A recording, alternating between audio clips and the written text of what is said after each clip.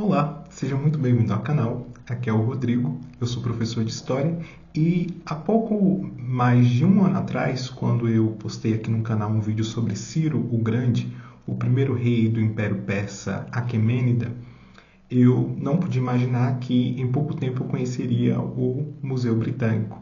E no Museu Britânico eu pude ver o cilindro de Ciro ao vivo e a cores. E vou poder mostrar para vocês aqui as imagens que eu fiz do cilindro de Ciro no museu. No Museu Britânico eu comprei esse livro, A Bíblia no Museu Britânico, Interpretando a Evidência, de Mitchell.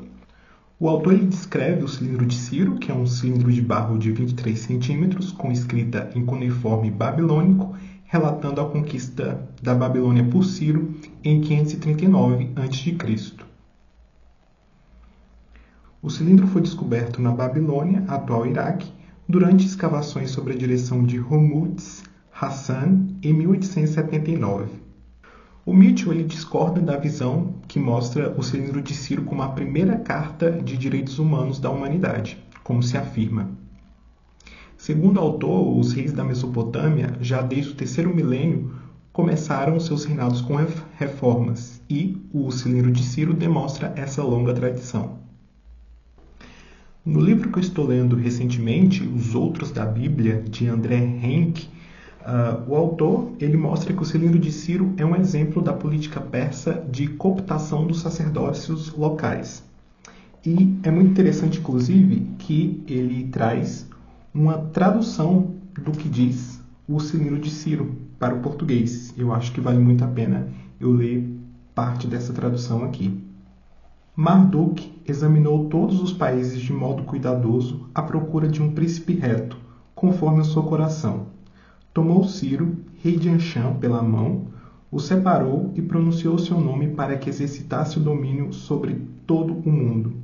Quando entrei pacificamente na Babilônia, estabeleci a sede real do palácio do rei, na alegria e no júbilo. Marduk, o grande senhor, adquiriu para si em mim um coração grande que ama a Babilônia, e eu todos os dias faço que ele seja temido.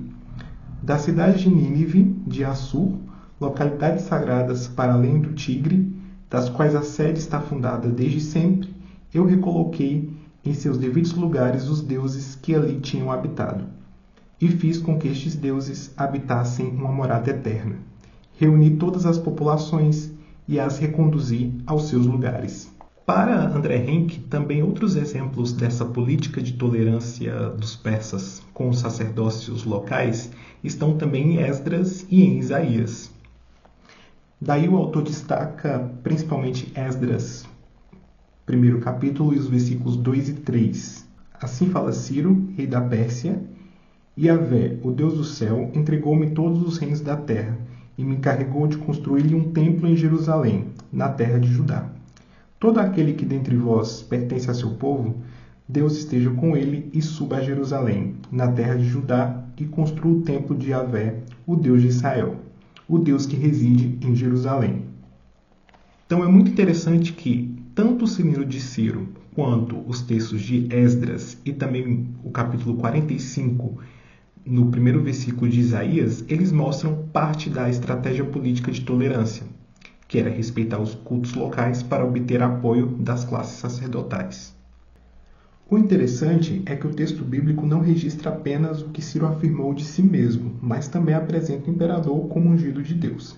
A expressão fica ainda mais forte se pensarmos que ungido é a tradução de Messias, título reservado aos reis de Israel e ao rei Salvador prometido. Foi o que Isaías profetizou. Assim diz Yahvé ao seu ungido: a Ciro que tomei pela destra, a fim de subjugar ele nações e desarmar reis, a fim de abrir portas diante dele, a fim de que os portões não sejam fechados. Isaías 45, versículo 1. Espero que tenha gostado do conteúdo. Para mais conteúdo de história antiga, acompanhe o canal. Valeu!